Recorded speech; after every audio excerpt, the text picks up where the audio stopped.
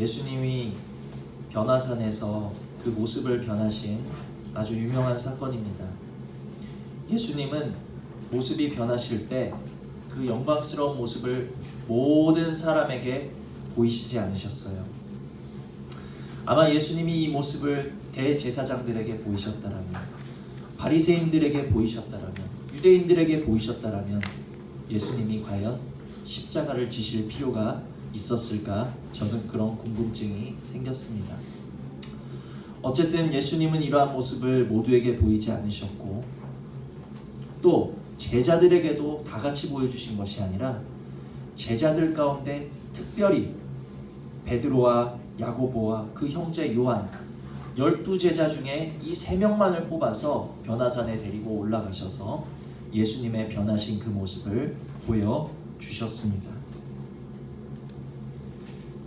이 굉장한 이적을 체험한 베드로, 제자 12명 중에서도 택함받은 3명 속에서 그 베드로의 입에서 나온 말은 바로 4절, 주여 여기 있는 것이 좋사오니.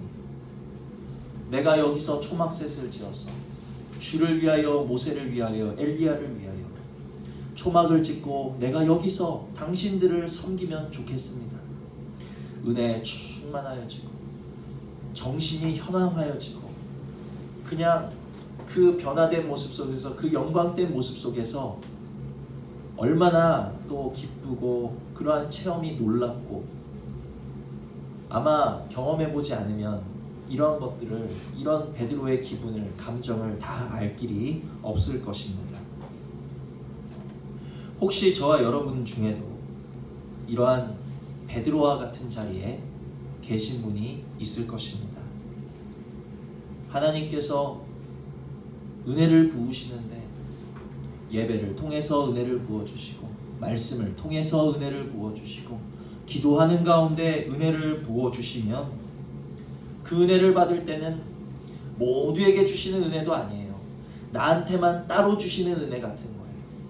나한테만 따로 은혜를, 특별한 은혜를 부어주시는 것 같고, 성경을 볼 때, 말씀을 들을 때, 예배를 드릴 때마다 모세를 보는 것 같고, 엘리야를 보는 것 같고, 성경을 보는 곳마다 그리스도가 깨달아지고, 그러한 은혜가 충만하고, 그러한 기쁨이 충만하고, 그러한 체험이 충만하다 보니까 나도 주님을 섬기겠노라.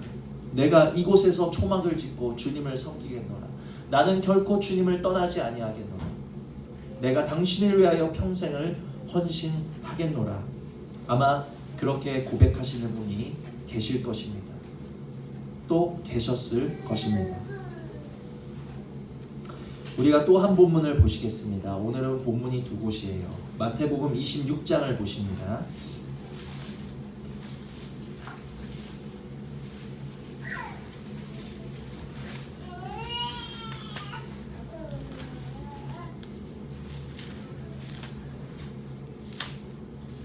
마태복음 26장 69절로 75절.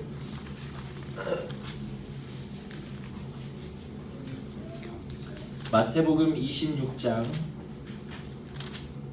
69절로 75절. 다 찾으셨으면 한 절씩 교독하시고 마지막 절 합독합니다.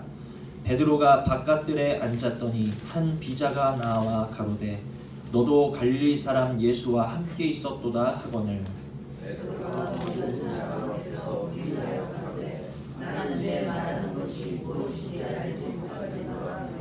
앞문까지 나아가니 다른 기자가 저를 보고 거기 있는 사람들에게 말하되 이 사람은 나사렛 예수와 함께 있었도다 하매,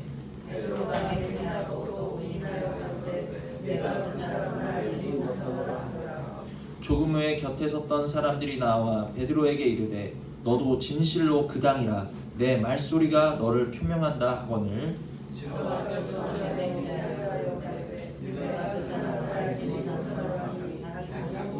다같이 이에 베드로가 예수의 말씀에 다 굴기 전에 내가 3번 나를 부인하리라 하심이 생각나서 밖에 나가서 심히 통곡하니라. 아멘.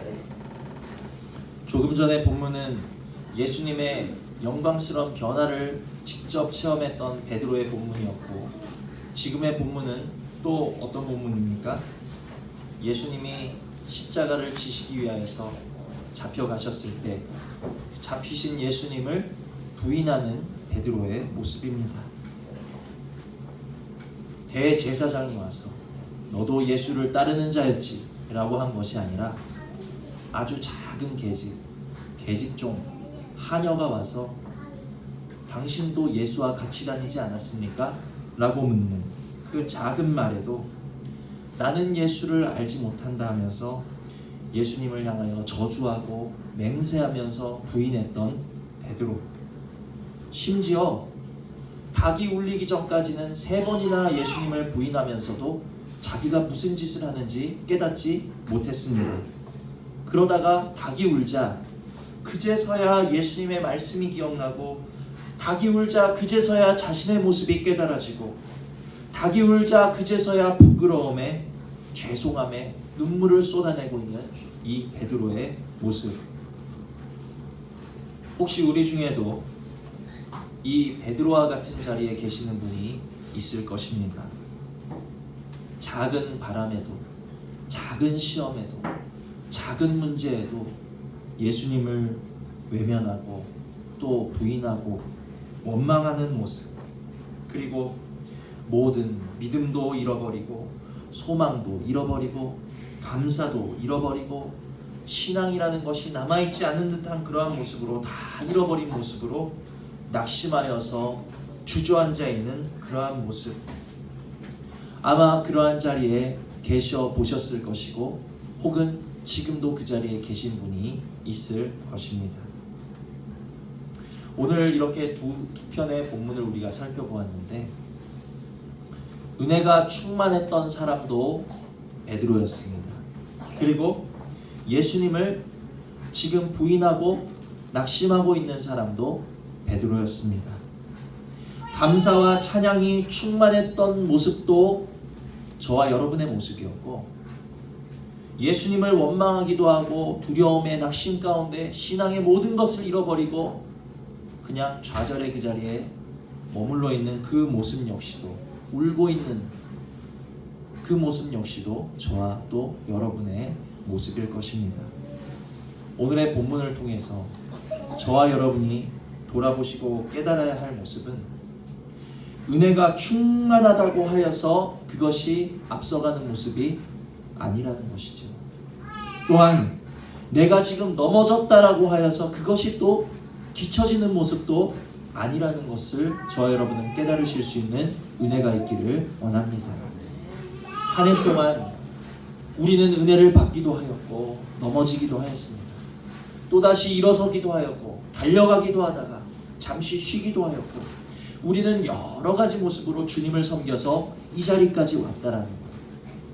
지금 이 자리에서 은혜를 받는 분이 계실 수도 있고 지금 이 자리에서 주저앉아 계신 분도 있을 것입니다. 그러나 중요한 것은 내 모습이 지금 어떠하냐, 그것이 중요한 것이 아니라 이 모든 시간을 통하여서 범사에 때와 기한을 우리에게 정하여 놓으시고 당신의 목적대로 당신의 택하신 자녀인 우리들을 지금 더욱 견고한 장성한 하나님의 아들들을 만드시고자 하시는 이 모든 시간들이 바로 하나님의 경륜이라는 사실을 우리는 깨달으실 수 있는 은혜가 있기를 원합니다. 오늘 하나님의 경륜 속에 내가 있다라는 것을 여러분은 감사하셔야 돼요. 하나님, 은혜가 충만하게 하시는 시간도 감사합니다. 그러나 때로 넘어지게 하시는 시간 역시도 감사합니다. 왜? 그 모든 시간을 합력하여서 우리에게 더욱더 하나님의 자녀가 장성한 자리에 들어갈 수 있는 그러한 은혜를 부으시고 계시는 하나님의 경륜을 이루고 계시는 분들의 시간이 있기 때문에 저와 여러분이 하나님께 할 것은 감사밖에 없다라는 것을 깨달으실 수 있기를 바랍니다. 또한 내가 하나님의 경륜 속에 있다라면 나만 하나님의 경륜 속에서 때로는 은혜가 충만하고 때로는 넘어지는 그러한 것이 아니라, 나를 하나님의 경륜 속에 두셨다라면 오늘 내 옆사람 역시도 하나님의 경륜 속에 두셨다라는 것을 우리는 인정하셔야 되는 줄 믿습니다. 그래서 나의 은혜는 교만하여지고 나의 넘어짐에는 너그러울 것이 아니라 내 옆사람의 넘어짐 속에서도 그래, 저 넘어짐을 통하여 하나님은 지금도 저를 통해 믿음의 경륜을 이루고 계신다 하는 것을 우리는 인정하고 하나님의 때가, 회복의 때가 속히 그에게 오기를 우리는 중보해 주시는 그러한 믿음의 동역자들 되실 수 있는 은혜가 있기를 원합니다. 나에게는 하나님의 경륜을 이루시느라 이런 험한 시간을 허락하시는 거야. 나에게는 너그러우면서 내 옆 사람에겐 너그럽지 못한 거예요. 저 사람은 왜 저러지? 왜 넘어지지?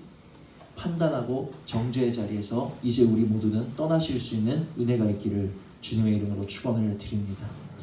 오늘도 뭐든 올라갔다 내려갔다, 때로는 모으게 하셨다가 떠나게 하셨다가, 찢으셨다가 꿰매셨다가, 죽이기도 하셨다가 살리기도 하셨다가, 이 모든 시간과 때를 통하여서 저와 여러분 우리 모두를 하나님의 자녀로 더욱 성숙한 자리로, 견고한 자리로 이끌고 계시는 하나님의 모든 인도하심 속에 감사하시는 은혜가 있기를 주님의 이름으로 축원을 드립니다. 근데 저는 이 말씀을 준비하면서 이번 주에 주님 앞에 한 가지 질문을 하지 않을 수가 없었어요. 주일 말씀을 전하여 놓고 또 하나님은 저에게 사망을 맛보게 하셨습니다. 어려운 시간을 통과하게 하셨어요. 그 어려운 시간 속에서 저는 하나님께 묻지 않을 수가 없었습니다. 하나님, 대체 왜 하나님의 경륜 속에는 사망이 있어야 하는 겁니까? 하나님의 자녀라면 베드로처럼, 베드로가 처음 받았던 그 은혜처럼 변화산에서 예수님의 변화된 그 모습을 바라보는 것처럼 그런 충만한 은혜로만 인도하실 수 있잖아요. 이 세상 바라보지 않게 하시고 정말 예수님의 그 변화되신 영광스러운 살아있는 그 모습을 보면서, 모세와 엘리야를 보면서 그리스도를 깨달으면서 은혜 가운데 충만한 삶 안으로 인도하실 수 있잖아요. 그런데 왜 넘어지는 시간을 허락하시는 겁니까? 왜 부인하는 시간을 허락하시는 겁니까? 왜 사망을 겪을 수밖에 없는, 왜 이렇게 아픈 마음의 시간을 겪어야 되는 겁니까? 라고 반문하는 그러한 시간이 저에게 있었습니다. 가슴을 치며 애통하며 처절한 심정으로 정말 눈물을 흘리면서 그렇게 주님께 부르짖는 저에게 이렇게 말씀하시는 것 같았어요. 주일의 말씀을 생각나게 하시면서, 얘야, 수냄 여인의 아들이 시름시름 앓다가 죽었는데 그가 죽고만 끝난 것이 아니잖니.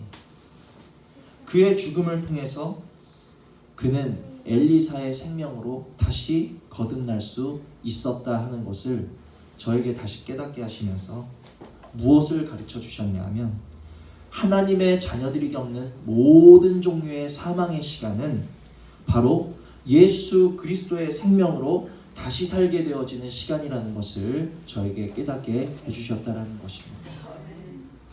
혹 지금 사망을 겪고 계십니까? 혹 지금 베드로와 같이 작은 바람의 문제의 시험에 넘어져 계신 분 있으십니까?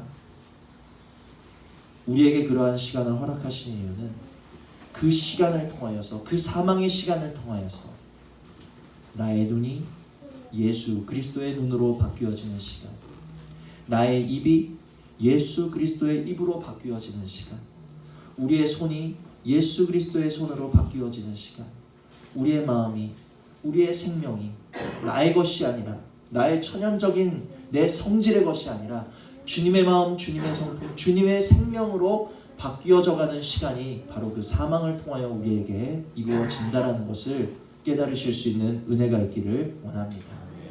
그래서 하나님의 경륜 속에 우리를 은혜의 자리에 두셨을 때는 은혜 주심으로 인하여서 감사하시고, 우리를 때로는 사망의 험한 시간에 두셨다면, 그래, 내가 아무것도 할 수 없는 이 사망이라 할지라도 이 시간을 통하여서 주님께서 나를 다시 살게 하실 때는 주님의 것으로 다시 살게 하신다라는 믿음 가지시고 그 모든 시간을 참으로 감사하실 수 있는 은혜가 있기를 주님의 이름으로 부탁을 드립니다. 그래서 오늘의 말씀을 통해 우리는 지금 현재 내가 처한 모습에 일희일비할 것이 아니라 내가 지금 은혜를 받았을 때는 높아져서 교만하고 내가 넘어져 있을 때는 낮아져서 축 처지고 그렇게 낙담할 것이 아니라 은혜 주셨을 때는 은혜 주신 하나님 앞에 겸손하게 감사하시고 낙심될 때에는 또한 은혜 주시기를 갈구하며 겸손하게 기도하실 수 있는 어느 때라도 겸손히 하나님의 은혜를 끊임없이 갈구하실 수 있는 은혜가 저와 여러분에게 있기를 주님의 이름으로 축원을 드립니다.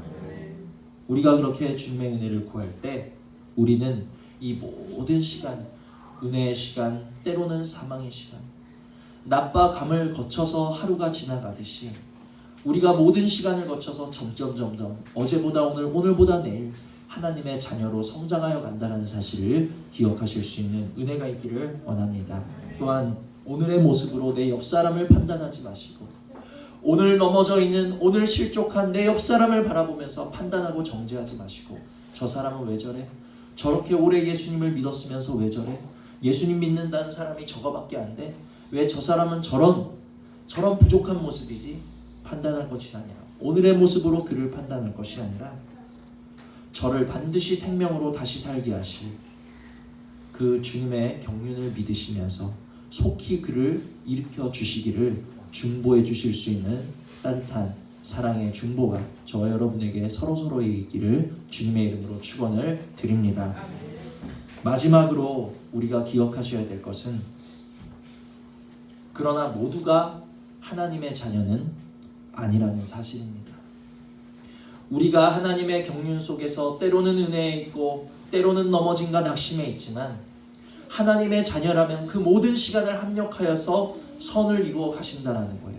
그런데 문제는 그것이 하나님의 자녀라면 하나님의 경륜 속에 있는 하나님의 자녀라면 섰는 것이나 넘어지는 것이 문제될 것이 없는데 하나님의 자녀가 아닌 사람에게는 그것이 문제가 된다는 것입니다.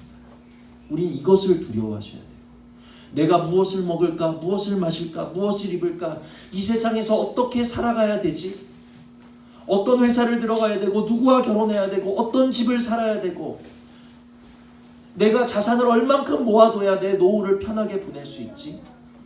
그것을 걱정하셔야 되는 것이 아니라 내가 하나님의 경륜 속에 있는가 없는가 하는 것을 우리는 두려워하셔야 되는 줄 믿으시기를 바랍니다. 알곡 속에 섞여서 같이 자라나는 가라지와 쭉정이가 있다는 것을 기억하시기를 바랍니다.